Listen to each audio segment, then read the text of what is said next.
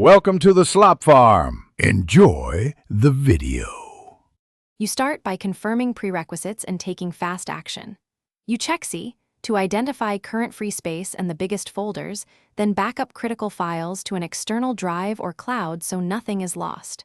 Once backup's complete, close heavy apps and system utilities to prevent file locks. Now run disk cleanup and remove temporary files. This reclaims immediate space. Make sure to note folders you'll delete later, so you can restore anything missed without panic.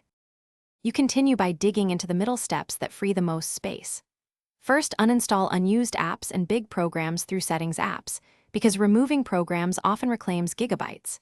Next, run Storage Sense or use CleanGer with SageSet/Sagerun to target system files, old Windows updates, and language packs. Once done, move large personal folders, videos, downloads, pictures, to another drive or external disk and create junctions if needed. This reduces C. You finish by optimizing and locking in gains. Run defragment on HDDs or trim on SSDs to improve space handling, then shrink system restore snapshots and adjust the page file. Move it to D, only if you understand performance trade-offs. Once done, run a final disk cleanup and verify free space.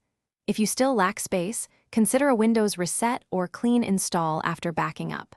Troubleshoot tip: if operations fail, check for file locks with Resource Monitor and boot to safe mode to delete stubborn files.